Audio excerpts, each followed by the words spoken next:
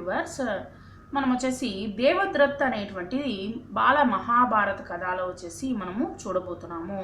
Page number 3 తీయండి. 3వ page తీసినట్లయితే, Ganga ఏక్ సుందర్ యువతీకే రూప్ ధారణ కియే, ఒక అందమైనటువంటి రూపముతో కూడినటువంటిది గంగామాత. గంగామాత వచ్చేసి నదికే తటపర్ ఖడీతి, ఒక అందమైనటువంటి యువతి రూపంలో ఉన్నటువంటి నది అన్నమాట. తర్వాత వచ్చేసి అక్కడ ప్రవహిస్తూ ఉన్నటువంటి నది. ఉన్కే సౌందర్య ఔర్ నవ యవ్వన్నే రాజా శాంతనుకో మోహ్ లియాతా, ఆ యొక్క అందమైనటువంటి అమ్మాయి, ఆ యొక్క అందమైనటువంటి రూపంతో ఉన్నటువంటి గంగాదేవిని ఎక్కువగా ఇష్టపడతాడు శాంతను మహారాజు. గంగా బోలి, రాజన్ ఆప్కి పత్ని హోనా ముజే స్వీకార హై, మిమ్మల్ని వివాహం చేసుకోవడం నాకు ఇష్టమే, పర్ ఇస్సే పహలే ఆప్కో మేరీ షరత్ మాన్ని హోంగి, నేను మీకు ఒక షరతు పెడుతున్నాను, ఆ యొక్క షరతుని అంగీకరించినట్లయితే నేను మీకు మిమ్మల్ని వివాహం చేసుకుంటాను అని చెప్పిందనమాట గంగామాత. చెప్పేసరికి క్యా ఆప్ మానేంగే, మీరు ఒప్పుకుంటారా అని అడిగిందనమాట. అడిగేసరికి రాజానే కహా అవశ్య, ఖచ్చితంగా నేను ఒప్పుకుంటాను అని చెప్పాడనమాట.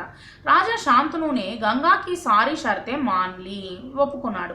और वचन दिया कि वह उनका पूर्ण रूप से పాలన కరేగే, ఖచ్చితంగా నేను వచ్చేసి దాన్ని అనుసరిస్తాను అని చెప్పాడనమాట. ఎవరు? ఈ యొక్క శాంతను మహారాజా ఒప్పుకున్నాడనమాట. ఒప్పుకున్న తర్వాత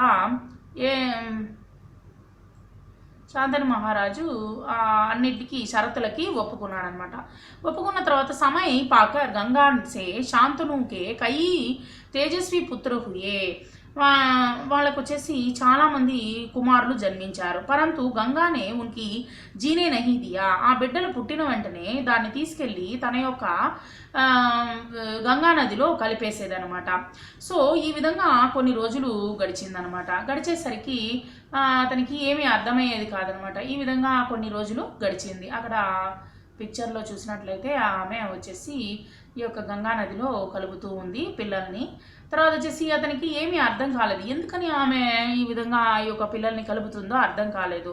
ఈమె ఒక షరతు కూడా పెట్టింది కదా, ఏమీ నన్ను అడగకూడదు, ఏ విషయమో నన్ను అడగకూడదు అని చెప్పి షరతు పెట్టింది. బచ్చేకి పైదా హోతే హీ వహ ఉసే నదికి బహతీ ఈ దారామే ఫేంక్ దేతీ థీ, పిల్లలు పుట్టిన వెంటనే ఆ యొక్క పిల్లల్ని ఆ యొక్క నదిలో వదిలేసేదనమాట.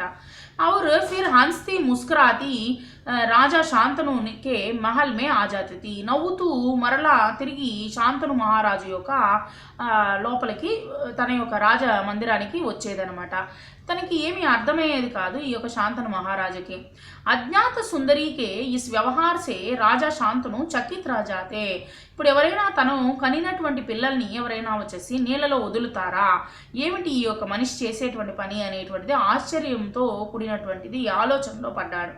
ఉనికి ఆశ్చర్య క్షోభమే పరావాహన రాత, ఇంకా అతనికి బాధ తట్టుకోలేకపోయాడు. చాలాసార్లు ఆశ్చర్యం వేసింది, అతనికి బాధని తట్టుకోలేకపోయాడు. ఇంకో షరతు విధించింది కదా, ఏ విషయము నన్ను అడగకూడదు అని షరతు విధించింది. అలాగైతేనే నేను మిమ్మల్ని వివాహం చేసుకుంటాను అని చెప్పింది.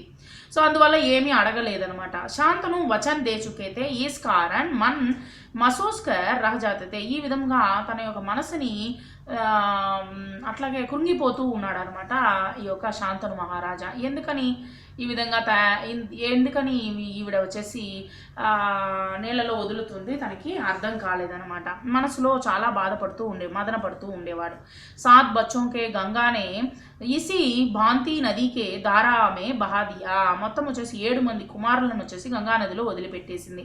8వాं బచ్చా పైదా హువా, మొత్తం 8వ కుమారుడు జన్మించిన వెంటనే గంగా ఉసేబి లేకర్ నదికి ఫేంక్ తరఫ్ జానే లగి, మరలా ఆ యొక్క బిడ్డని తీసుకెళ్ళి నదిలో పారవేయడానికి తీసుకుని వెళ్ళింది. తో శాంతను సే నా రహా గయా బోలే होकर अपने नादान बच्चों को आकारण ही क्यों मार दिया, తను అడిగాడనమాట, ఎందుకని ఈ పిల్లల్ని నువ్వు చంపుతున్నావు, నేను అడుగుతున్నానని చెప్పేసి అడిగేశాడనమాట. అంటే తట్టుకోలేక అడిగేశాడనమాట.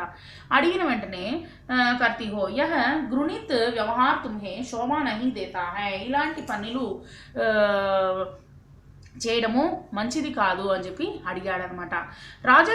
రాజాకి yeah bath సున్కర్ Ganga Mann he Mann ముస్కురాయి, మనసులో నవ్వుకున్నదనమాట గంగా నది.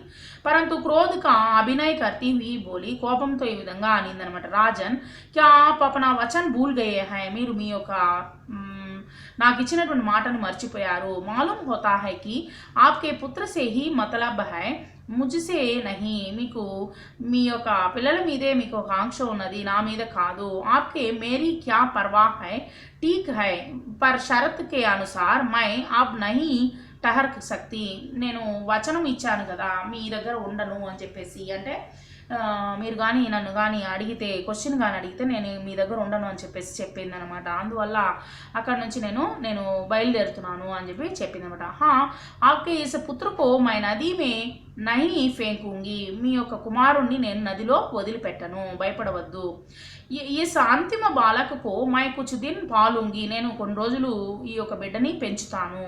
और फिर పురస్కార్ కే రూప్ మే ఆప్కో సౌంపు దూంగి, ఒక మంచి బిడ్డగా తయారు చేసి మీకు అప్పగిస్తాను అని చెప్పేసి చెప్పిందనమాట. చెప్పేసి కాకర్ గంగా బచ్చేకే కో సాత్ లేకర్ చలి గయి, పిల్లవాడిని తీసుకొని వెళ్ళిపోయిందనమాట. యహీ బచ్చా ఆగే చల్కర్ భీష్మ పితామహ కే నామ్ సే విఖ్యాత హువా, అతనే వచ్చేసి భీష్మ పితామహుడు అనమాట. గంగా కే చలే జానే సే మహారాజ్ శాంతను కా మన్ విరక్త్ హో గయా, ఆయనకు వచ్చేసి విరక్తుడయ్యాడు అనమాట. గంగా నది యొక్క శాంతను ఒక మనస్సు వచ్చేసి విరక్తికి చెందింది. उन्होंने भोग विलास से ही हटा लिया और राजकाज में मन लगाने लगे, తను వచ్చేసి యొక్క రాజ్యం పైన చూసుకుంటూ ఉన్నాడనమాట. ఒకరోజు ఏమైందంటే రాజ్యాన్ని చూసుకుంటూ ఉన్నాడు. एक दिन राजा शिकार खेलते గంగాకి తట్ పర్ చలే గయే, గంగా నది పైన వెళ్తూ ఉన్నాడు, వేటకి వెళ్తూ ఉన్నాడు అనమాట. तो देखा किनारे पर खड़ा एक सुंदर और गटीला युवक गंगा की बहती हुई धारा पर बाण चला रहा था. ఆ యొక్క వెళ్తూ ఉన్నటువంటి సమయంలో ఒక యువకుడు గంగా నది పక్కన వచ్చేసి నిల్చుకొని బాణం వదులుతూ ఉన్నాడనమాట. సో అది చూసేసరికి బాణం को बौछार से गंगा के प्रचंड धारा एकदम रुकी हुई थी. यह दृश्य देखकर శాంతను దంగ్ రహగయే, ఉన్నట్టుండి సడన్గా అది ఆగిపోయిందనమాట. ఆ యొక్క నీళ్ళ ప్రవాహం వచ్చేసి ఆగిపోయింది బాణం వదిలిన వెంటనే. తనకు ఆశ్చర్యం వేసింది ఈ యొక్క మహారాజుకు వచ్చేసి, ఏంటి ఇంత మంచి వీర సాహసాలు ఉన్నటువంటి పిల్లవాడు ఎవరు అనేసి ఆశ్చర్యంతో చూస్తూ ఉన్నాడు అనమాట. इतने में ही राजा के सामने स्वयं गंगा आकर उपस्थित हो गई. ఉన్నట్టుండి गंगा माता అక్కడికి వచ్చిందనమాట. गंगा ने युवक को अपने पास बुलाया, गंगा नदी వచ్చేసి తన పక్కనకి పిలిచి और राजा से बोली, राजन पहचाना मुझे, నన్ను గుర్తుపట్టారా? और इस युवक को, ఈ పిల్లవాడిని గుర్తుపట్టారా? यही आपका और मेरा आठवां पुत्र దేవద్రత్ హై, ఈ యొక్క పిల్లవాడి పేరు దేవద్రత్, మనకు పుట్టినటువంటి 8వ బిడ్డ. మహర్షి వశిష్ఠనే ఇసే శిక్షాది హై, మహర్షి వశిష్ఠుడు వచ్చేసి ఇతనికి చదువు నేర్పించారు.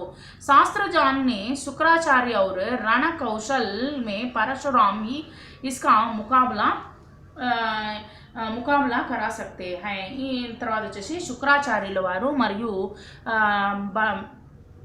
పరశురాముల వారు ఈయనకు వచ్చేసి యుద్ధాన్ని నేర్పించారు, యుద్ధ కళను నేర్పించారు.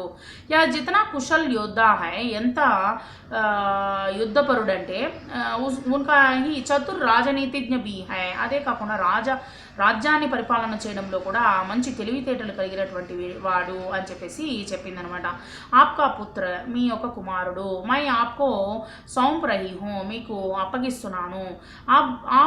ఆప్ లే జాయియే ఇసే అపనే సాత్, మీరు ఈ యొక్క బిడ్డని తీసుకుని వెళ్ళండి అని చెప్పేసి తన యొక్క బిడ్డని అప్పగించిందనమాట. గంగానే దేవద్రత్ కా మాథా చూమా, ఆ యొక్క బిడ్డకు వచ్చేసి